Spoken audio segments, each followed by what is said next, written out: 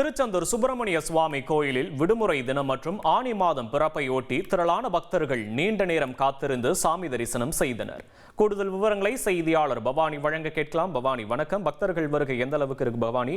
என்ன மாதிரியான சிறப்பு வசதிகள்லாம் செய்யப்பட்டிருக்கு பக்தர்களுக்கு? விவரங்களை பதிவு பண்ணலாம் நீங்க.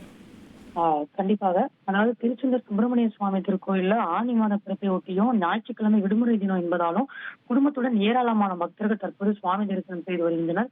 குறிப்பாக ஆன்மீக சுற்றுலா தலங்களும் முக்கியமான சுற்றுலா தலமாக விளங்கி வரும் திருச்செந்தூருக்கு இன்று ஏராளமான பக்தர்கள் அதிகாலை முதல் குவிந்த வண்ணம் காணப்பட்டு வருகின்றனர். திருச்செந்தூர் சுப்பிரமணிய சுவாமி திருக்கோயிலுக்கு தினசரி பல்லாயிரக்கணக்கான பக்தர்கள் வருகை தருவது வழக்கம்.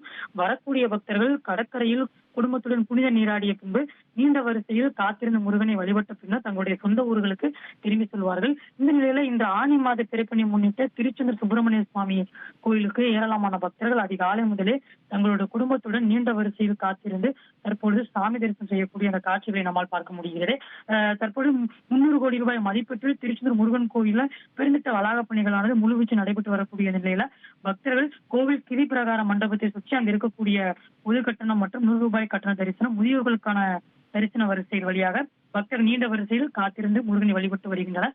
ஆனி மாத பிறப்பு என்பதால் திருச்செந்தூர் சுப்பிரமணிய சுவாமி கோயில் முழுவதுமே ஏராளமான பக்தர்கள் குவிந்திருக்கக்கூடிய காட்சிகளை பார்க்க முடிகிறது.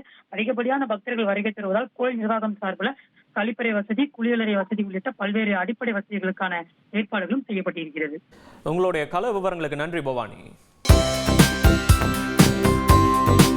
தந்தி டிவியை உங்கள் கேபிள் டிவி ஆபரேட்டரிடம் இலவசமாக கேட்டு பெறுங்கள்.